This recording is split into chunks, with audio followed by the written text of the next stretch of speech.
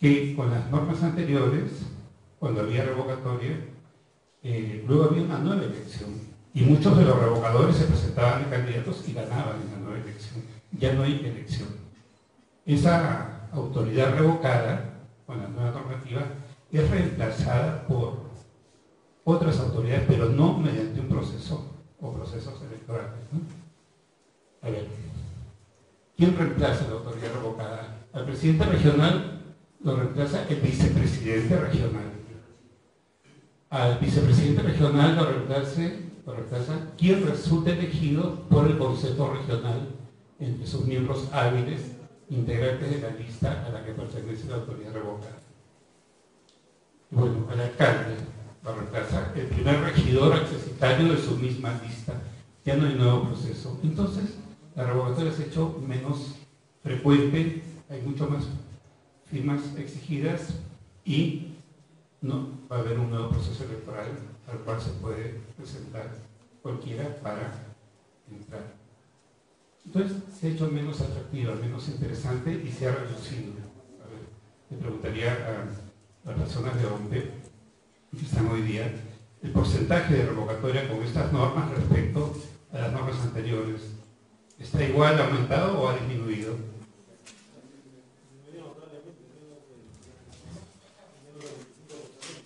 Menos del 25%, menos del 20%. Ya no está tan sexy la revocatoria, no está tan interesante, ¿no?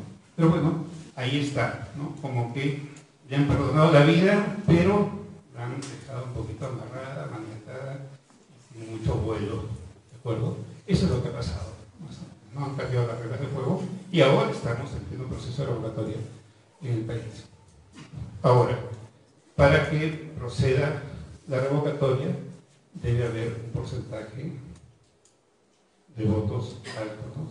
Primero, debe ir a votar la mitad de la población electoral de la circunscripción donde será la revocatoria. Y para que proceda la revocatoria, la mitad de ellos deben estar a favor de la revocatoria, o sea, a favor del sí, revocamos, ¿no? Con lo cual, las probabilidades de éxito de la revocatoria van a ser, creo que, un poco más pequeñas. De repente el 50% no va a votar. Tengo una duda sobre si la concurrencia a la revocatoria es obligatoria o no. Es obligatoria, hay una multa por no. Ok, igual que todos los procesos electorales en el Perú, ¿no? Tal vez eso puede ayudar a superar el 50%, seguramente. ¿Sí? La multa es bastante convincente, ¿de acuerdo? Y luego hay que tener el 50% de votos. Quienes reemplazan a los revocados completan el periodo para el que fueron elegidos estos. En ningún caso hay nuevas elecciones. Entonces, el periodo de las actuales autoridades de gobernadores y alcaldes, distritales y provinciales termina a fines del próximo año. El primer día útil del año 2019 entran las nuevas autoridades. Entonces, esos accesitarios, estos elegidos por los consejos regionales, en fin, en los lugares donde se revoque autoridades en este proceso que concluye en junio, estarán hasta fines del próximo año, estarán más o menos un año y medio, ¿de acuerdo? Y no serán objeto de revocatoria. Esa es la situación nueva respecto a revocatoria. Vamos, la siguiente. La siguiente. Control de la autoridad. Lo que está en juego con la revocatoria es el control de la autoridad. La autoridad tiene la opción de trabajar bien, cumplir sus promesas, hacer su trabajo de manera honesta con un equipo de trabajo y gozar de la simpatía de los ciudadanos. Y también tiene la oportunidad, entre comillas, de no cumplir promesas, de no actuar con transparencia, de entrar a prácticas de corrupción, etc. Es necesario el control de la autoridad. En eso estoy totalmente de acuerdo. Existen mecanismos de control de la autoridad. Veamos. Primero, control político anterior. Vamos a ver el control de diapositiva anterior, por favor. En 4 niveles vamos a ver el control de la autoridad. Primero, el control político. Hay un control político. El Consejo Regional, el Consejo Municipal en distritos y provincias ejerce control político, definitivamente, ¿no? Por un lado. Por otro lado, en varios casos, el Congreso de la República también hace un control político. Hay comisiones de investigación, por ejemplo, que investigan a todos. El presidente de Perú están con varias comisiones de investigación en el Congreso y son citados con bastante frecuencia, y eso lo vemos en los noticieros todos los días, ¿no? También hay autoridades municipales, gobernadores que concurren a este control, ¿no? Digamos que hay un nivel de control político en los consejos regionales, en las gobernaciones, los consejos municipales, en las municipalidades distritales y provinciales, y en el Congreso de la República. Siguiente. También hay control administrativo.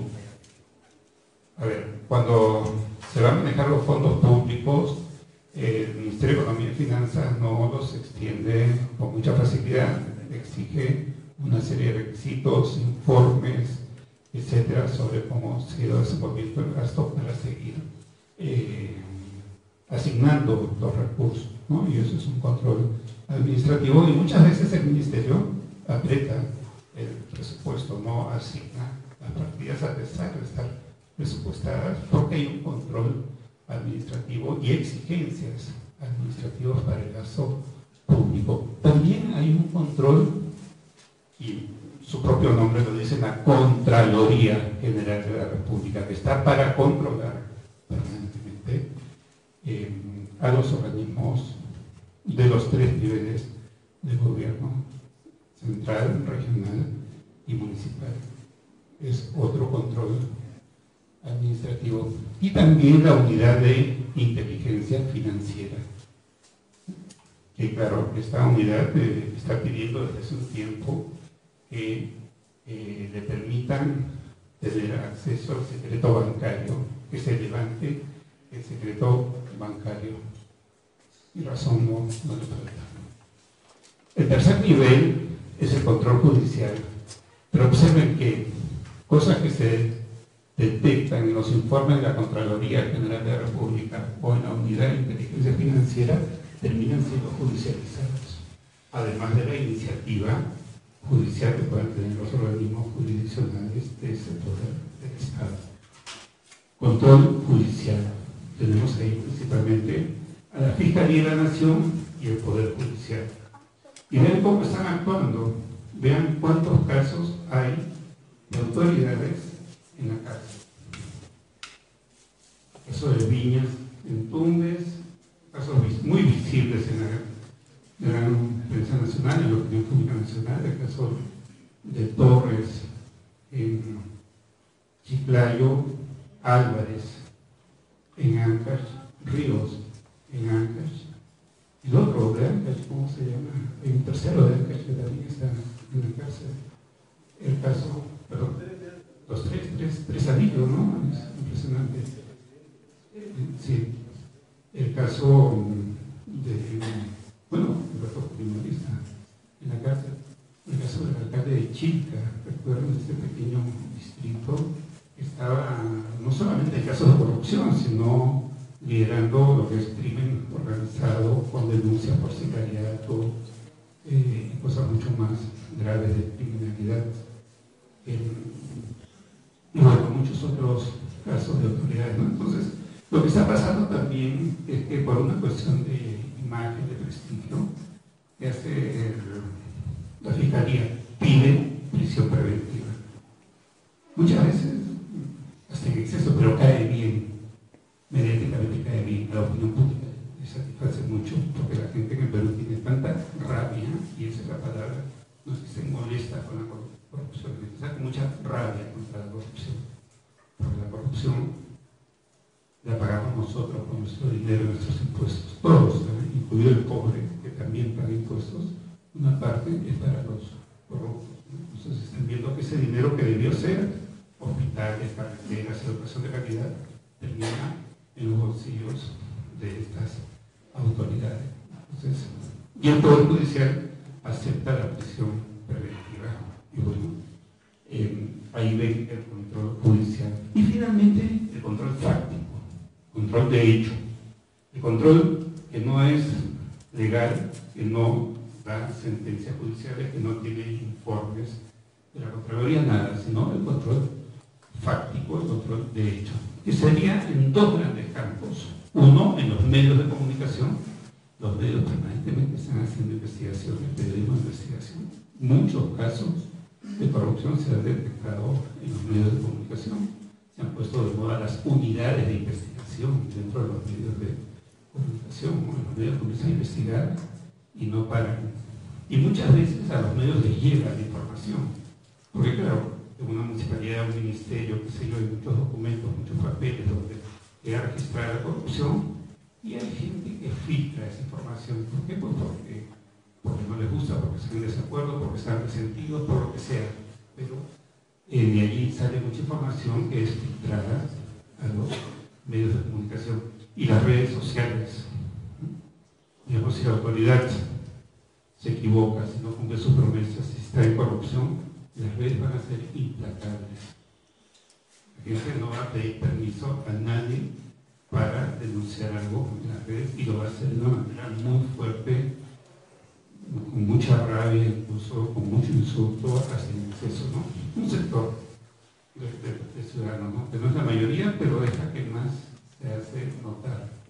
Entonces, con las redes cae, en desgracia, la imagen de la autoridad que no cumple. Y también hay control fáctico con la protesta popular en las calles, con las huelgas, con las paralizaciones. Entonces, la autoridad está sujeta a mucho control. Yo lo que no puedo entender, cómo algunas autoridades corruptas, sabiendo que hay todo esto, viendo a sus colegas en la cárcel, siguen siendo corruptos. Simplemente por una cuestión práctica, no entiendo. Quisiera entenderlo su lógica de corruptos, pero no. Y después dan pena, porque tienen hijos chicos, tienen mujer, tienen esposos, tienen familia, y realmente entran a una situación complicada de judicialización, de carcelería y de un desprestigio público que en realidad afecta a toda la familia, ¿no? Creo que estos mecanismos políticos, administrativos, judiciales, fácticos, deben ser optimizados, deben ser presionados, deben ser más eficientes todavía. No se debería pasar nada. Deberían darle autoridad a la unidad de inteligencia financiera para que intervenga el secreto bancario.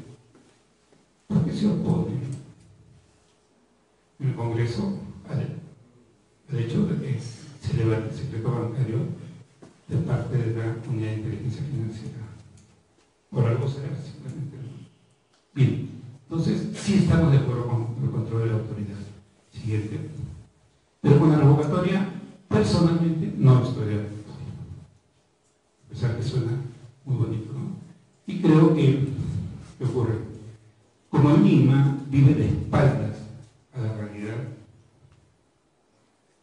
entonces a las élites limeñas no les importaba el tema de la revocatoria. El día que hubo una acción de revocatoria contra Susana Villarán, sí, los limeños se dieron cuenta que eso era complicado y estuvieron en desacuerdo.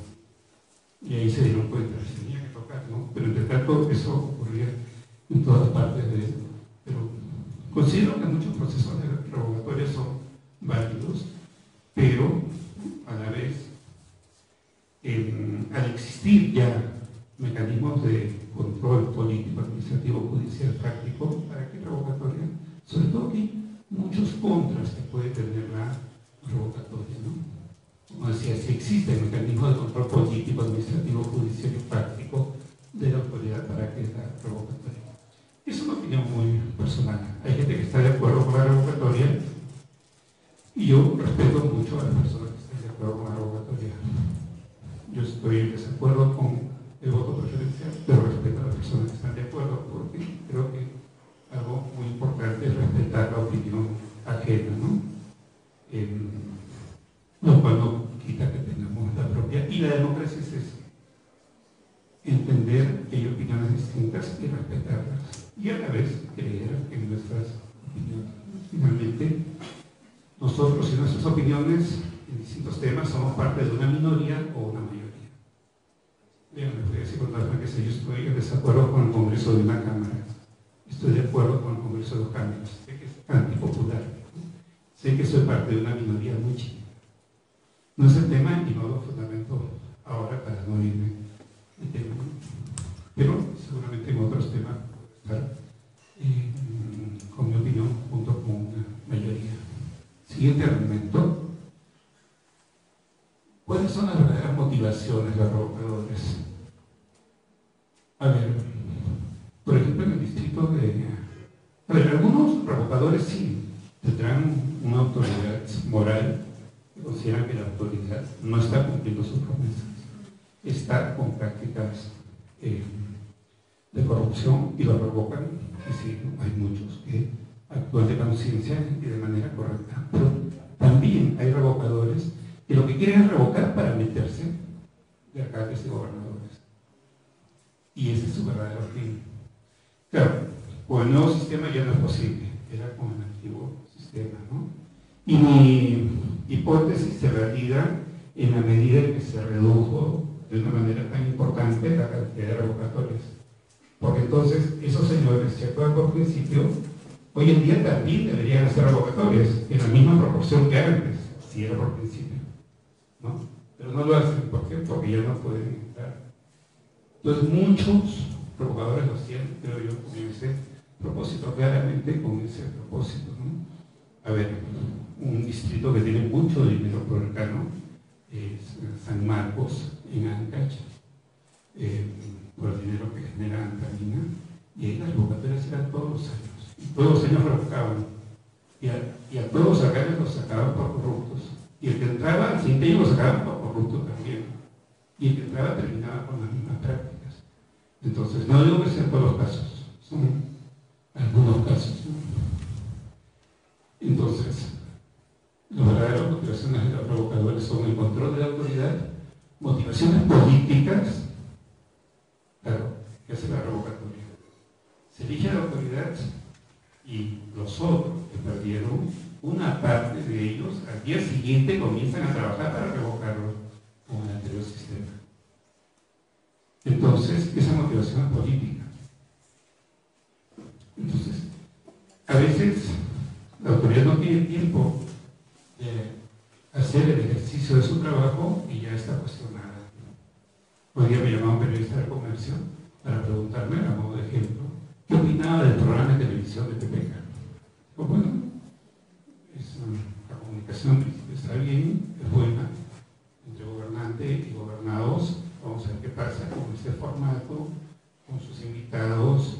Sí, pero la oposición dice que no sé cuánto. Bueno, esperemos que el programa termine de comenzar, que tenga algunos capítulos y ahí ya lo podemos valorar. Sí, pero no puede ser que la oposición va a estar en desacuerdo. Para eso es oposición. Yo no soy de oposición, yo soy oficialismo. Yo he criticado en editoriales del mismo Comercio el manejo de la comunicación política de ese gobierno, y ahora creo que en los últimos 2 o 3 meses ha mejorado un poco su comunicación.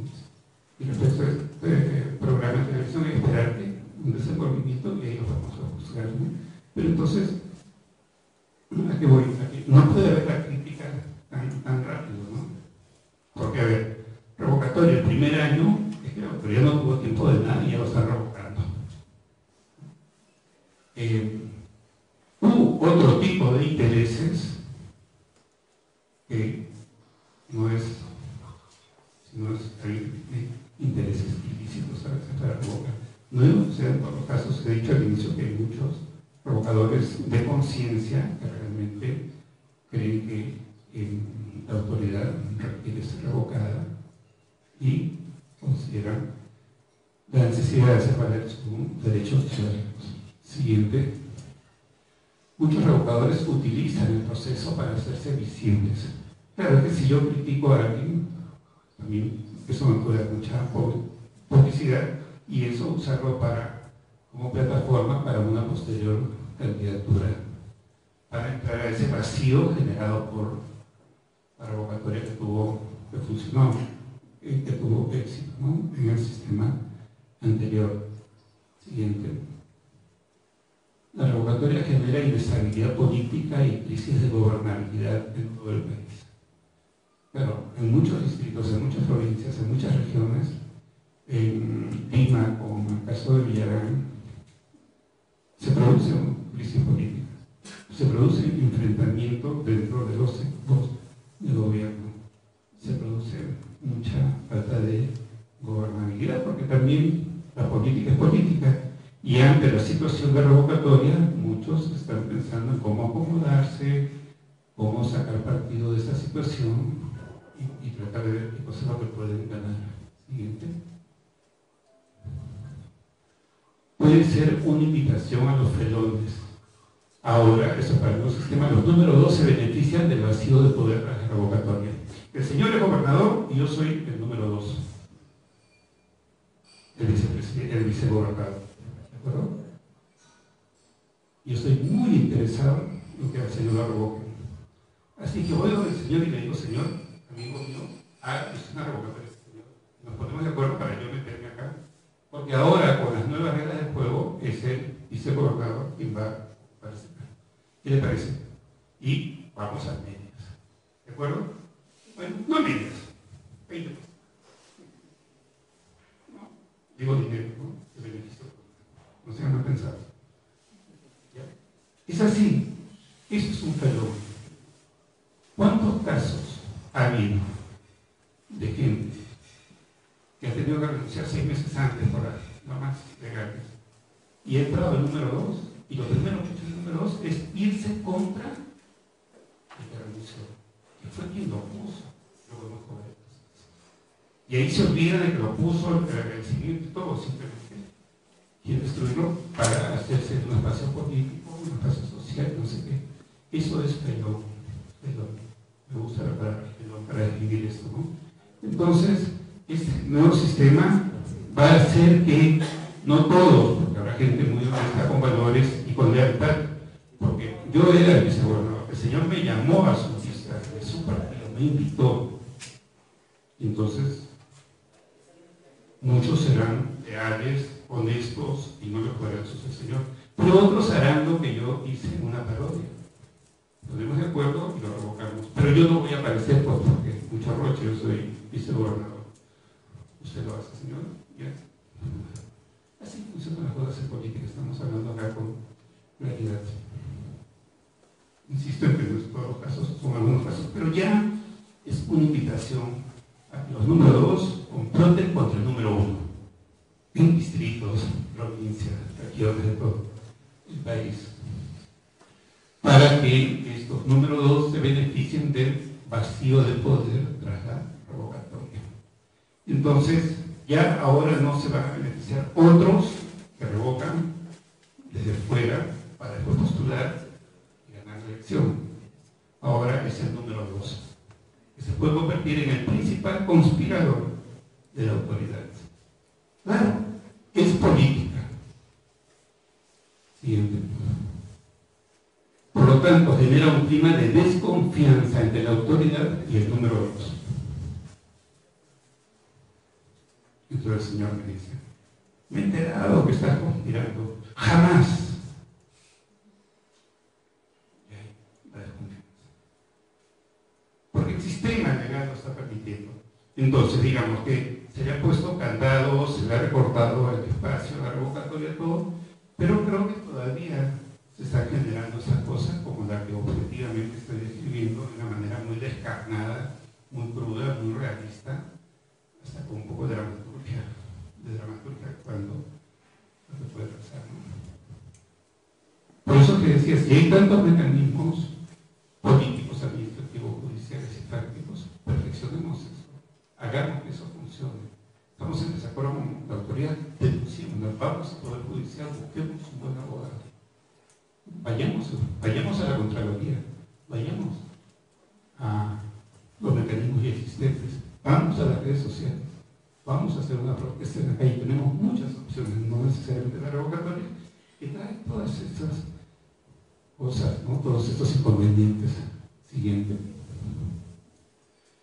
la autoridad y su equipo deben defenderse y priorizan la campaña. Entonces, hay una revocatoria contra el señor que es gobernador, el señor tiene que defenderse durante varios meses. Tiene que hacer campaña para que gane el no, mientras otros hacen campaña para que gane el sí. Y va a dar prioridad a su campaña. Y su entorno dentro del equipo de gobierno regional, o si fuera municipal, provincial, distrital, también va a estar en eso. Pregunto, ¿van a estar gobernando o van a estar haciendo campaña? ¿Qué van a priorizar? Lógico, van a priorizar la campaña. Y además tienen que defenderse. Hasta es entendible. Y incluso viene la tentación de usar los recursos del gobierno. Usar la camioneta, usar tal cosa, movilizar a la gente para ganar votos. Hasta eso también es contraproducente, ¿no? Entonces, para no ser derrotados en la consulta, descuidando el gobierno de municipios y regiones. Siguiente y por último, es mucha plata, es demasiada plata. No sé, si sabes el monto que se ha gastado en revocatorias en los últimos años en el Perú. Se me ocurre que es mucho dinero. Ese dinero debe ser para educación política, para formar a los cuadros políticos, para educarlos en esos movimientos. No sé por qué llaman movimientos regionales, son partidos políticos. En esos partidos políticos nacionales, provinciales, locales, distritales, regionales, hay cuadros de gente y hay que apoyarlos. La política peruana en general no es de muy buena calidad. Hay que hacer educación de esos cuadros políticos, de esos jóvenes políticos. Educarlos en administración pública, en instituciones del Estado, en comunicación política, en una serie de temas que requieren un reforzamiento. Yo sí creo en el financiamiento de partidos, pero no le daría un centavo a los partidos. Pero sí le daría programas de capacitación en convenio con universidades. Y todo partido que esté inscrito en el Jurado Nacional de Elecciones, y la OMP tendrá que supervisar esto, tiene que tener militantes que están registrados de acuerdo a las normas actuales y tendrán que pasar por capacitaciones y con un puntaje. Y ahí estará la certificación que se haga. Bien, ese dinero revocatorio estaría mucho mejor gastado ahí, con lo cual vas a mejorar la calidad de la política en el futuro. Bien. Bueno, en resumen, hay nuevas normas, resumiendo todo, nuevas normas del juego, pues no tan nuevas, pero ya se están poniendo en práctica respecto a la revocatoria. Se ha reducido el alcance de la revocatoria, aún existe. Es importante el control de la autoridad. En Perú existe el control de la autoridad. Hay que insistir en los mecanismos existentes para que sean eficientes. Hay que practicarlos. Personalmente estoy en desacuerdo con la revocatoria por las razones expuestas. Muchas gracias.